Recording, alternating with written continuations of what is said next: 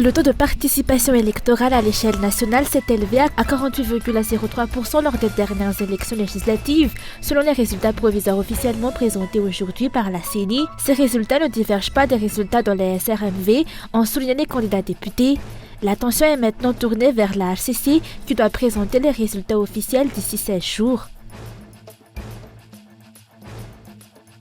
Les Parias de Madagascar se classent provisoirement deuxième de leur groupe après avoir obtenu un match nul contre le Mali aujourd'hui. Ce match fait partie des éliminatoires pour la Coupe du Monde 2026. Dans l'actualité internationale, le Conseil de sécurité de l'ONU a apporté lundi 10 juin son soutien au plan de cessez-le-feu à Gaza, ajoutant son poids derrière la campagne diplomatique menée par les États-Unis pour promouvoir cette proposition en 3 phases.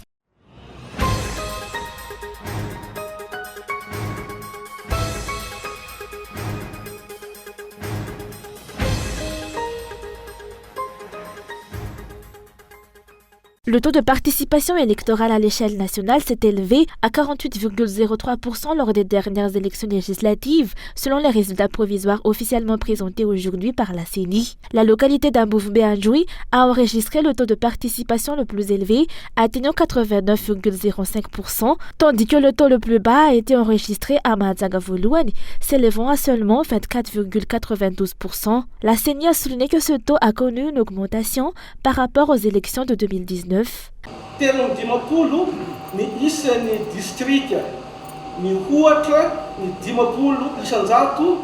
53 districts ont enregistré un taux de participation électorale de plus de 50%. 67 districts ont enregistré un taux de participation de moins de 50% lors des élections de 2019. Le taux de participation nationale était de 43,08%, tandis qu'il s'est élevé à 48,03% pour les élections législatives de cette année.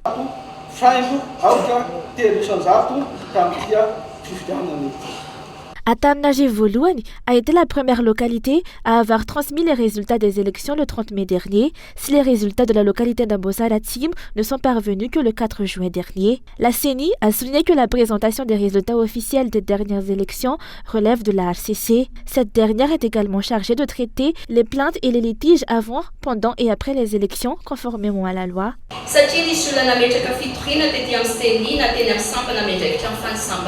Puisque certaines plaintes ont été déposées auprès de la CENI, elles ont été transférées à la HCC, étant l'institution habilitée à les examiner. L'Assemblée a pris les décisions suivantes. Article 1. Pour appliquer l'article 54 de la loi organique numéro 2018-010 du 11 mai 2018, les résultats provisoires des élections législatives du 29 mai 2014 dans toutes les circonscriptions électorales sont clôturés. Après la publication des résultats provisoires par la CENI, il est à rappeler que la Haute Cour constitutionnelle dispose de 16 jours au maximum pour présenter les résultats officiels. Si l'on observe les derniers événements dans le pays, on constate que quel que soit le nombre de requêtes et de réclamations déposées auprès de cette institution, les résultats officiels présentés par la HCC ne divergent pas des résultats provisoires publiés par la CENI. Cette fois-ci, y aura-t-il un changement? La HCC accomplira-t-elle correctement son devoir?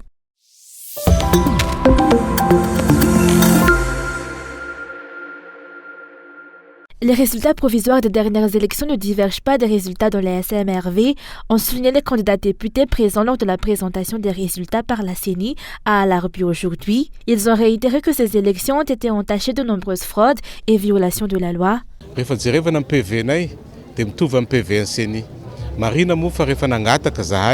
Lorsque nous examinons nos procès-verbaux, ils correspondent à ceux de la CENI. Cependant, lorsque nous avons demandé une confrontation des PV à Touamas, la SRMV a refusé.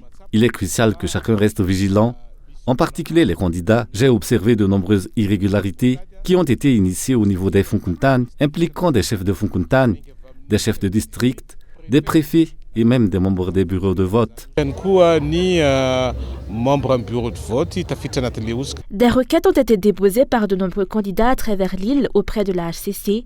Leur développement est attendu selon les explications. Jusqu'à présent, aucun résultat n'a été modifié. Nous continuons d'être en tête de voix. Cependant, les chiffres actuels ne reflètent pas le nombre total de nos voix. Nous avons déjà déposé des requêtes et attendons maintenant la décision finale de la HCC. Normalement, Nous avons gagné à Mahajanga 1. Nous espérons obtenir des réponses satisfaisantes à nos requêtes et avons foi en la HCC en tant qu'institution majeure pour examiner ces affaires avec rigueur et en conformité avec la loi.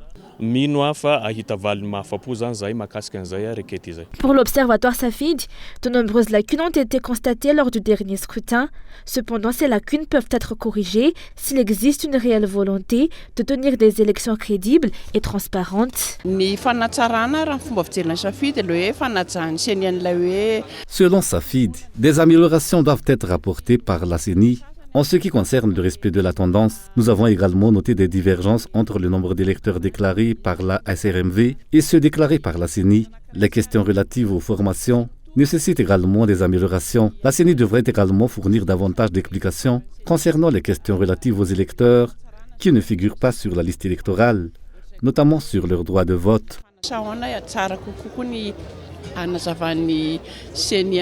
Selon les candidats députés à Alarbi aujourd'hui, personne ne devrait encore se réjouir des résultats actuels. Les plaintes déposées auprès de la HCC comportent de nombreuses preuves de fraude électorale et de diverses violations avant, pendant et après le scrutin. Ces résultats provisoires sont susceptibles d'être bouleversés de manière inattendue. La décision prise par la Haute Cour constitutionnelle déterminera la stabilité future du pays.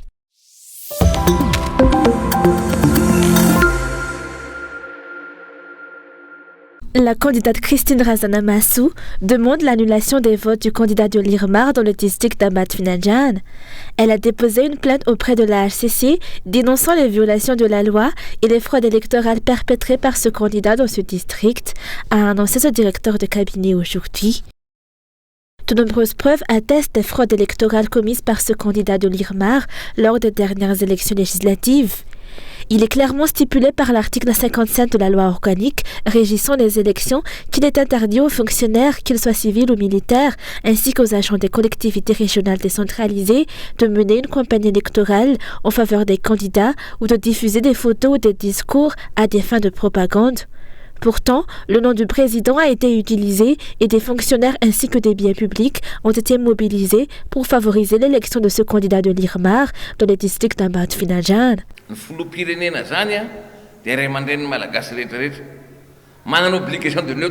Le président est le chef de tous les Malgaches et à ce titre, il a une obligation de neutralité, comme le stipule l'article 55. Cependant, dans la réalité actuelle, son propre nom est utilisé dans la campagne électorale. Le titre Isikariet Amirakamni Andrazwil dans l'Irmar, nous sommes les candidats d'Andrazwil, en est un exemple.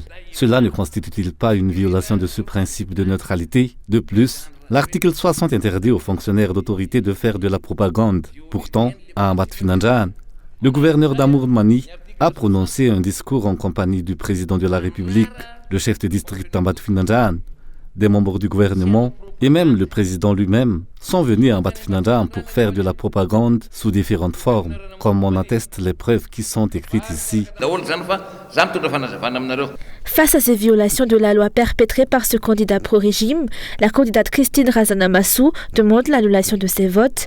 Elle en appelle à la HCC pour rendre un verdict qui soit conforme à la constitution du pays.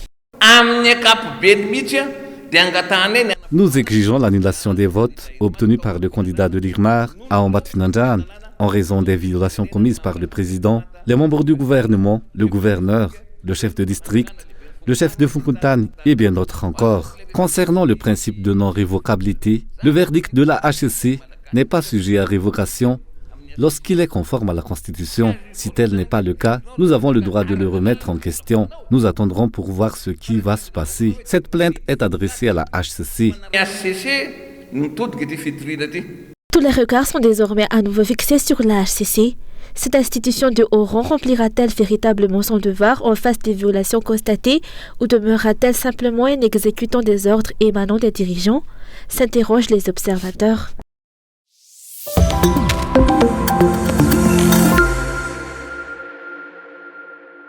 Les dernières élections législatives ne se sont pas déroulées dans un véritable cadre démocratique, car il y avait encore beaucoup de pression et d'intimidation exercées sur le peuple, a déclaré l'analyste politique et sociologue Zafma Al-Raslouf Djaousoul d'IDAM. Selon lui, le pays est désormais dicté par une démocratie des riches, comme en témoignent ces dernières élections des députés.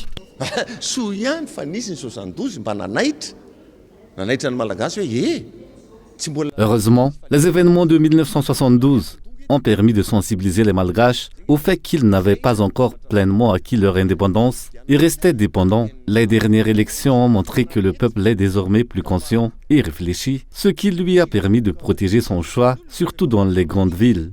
Cependant, dans les campagnes, de nombreux citoyens sont encore victimes de pression et exploités par les riches, ce qui crée une démocratie des riches. Je m'exprime aujourd'hui pour sensibiliser les Malgaches. Leur ignorance et leur pauvreté les rendent vulnérables à l'achat de vote. Les dirigeants contribuent à la pauvreté dans ce pays. Il est indéniable que le peuple vit dans une grande précarité. Les dirigeants actuels mènent le peuple malgache sur la voie de l'échec et de la pauvreté, si bien qu'il ne peut plus se plaindre et s'habitue à de petits dons. Selon les explications, le pays a besoin d'un changement radical dans la gestion des affaires publiques et nationales.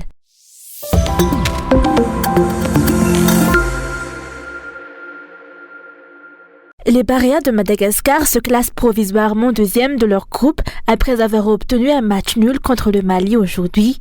Ce match fait partie des éliminatoires pour la Coupe du Monde 2026. Après ce match disputé en Afrique du Sud aujourd'hui, l'équipe nationale malgache a obtenu un point, ce qui la place en deuxième position du groupe I avec 7 points, tandis que le Ghana occupe la première place. Le classement officiel de ce groupe I sera déterminé par le match entre le Tchad et les Comores, qui a actuellement 6 points. Quant au déroulement du match d'aujourd'hui, le Mali a dominé la première mi-temps car l'équipe malgache a joué en infériorité numérique suite au carton rouge reçu par Louis Desmoléons à la 16e minute. Cependant, l'équipe nationale a résisté et a fait face à de nombreuses attaques tout au long des 90 minutes de jeu. Selon la décision de la FIFA, 9 ou 10 équipes africaines participeront à la Coupe du Monde qui se tiendra aux États-Unis, au Canada et au Mexique en 2026, soit une augmentation par rapport aux 5 équipes précédentes.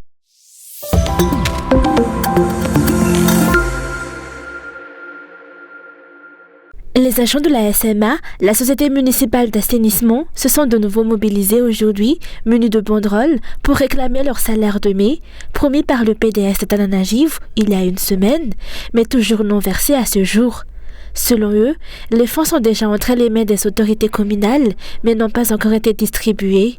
Ils demandent également le paiement de leurs cotisations CNAPS et OSTI.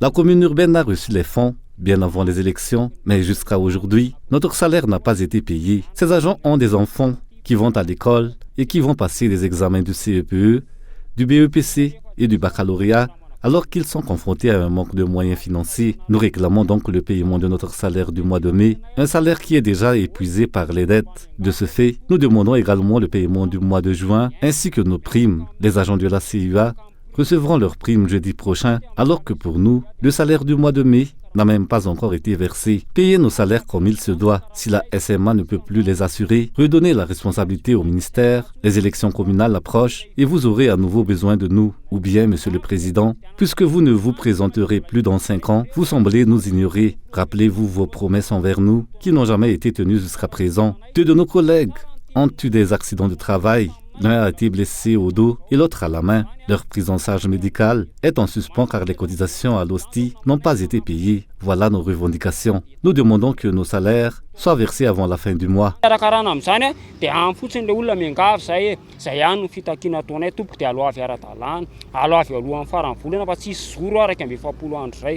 Les tensions entre les agents de la SMA, les responsables de la SMA et la commune durent depuis près de 3 ans sans que les problèmes de paiement des salaires ne soient résolus. Les agents constatent également que les conditions de travail se sont dégradées depuis la mise en place de la SMA. De plus, leur salaire a été réduit de moitié depuis les revendications de cette année.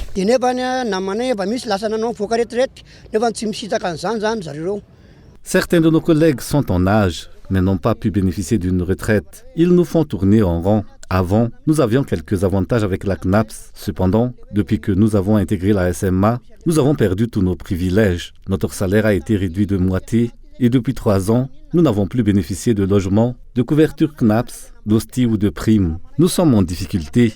Chaque mois, le paiement de nos salaires est un véritable challenge. Nous sommes contraints de faire constamment la grève. Mais jusqu'à quand cette situation va-t-elle perdurer? Madagascar a un président pourtant. C'est nous qui nous occupons de la gestion des déchets à Antananarivo. Pourquoi ne sommes-nous pas pris en considération?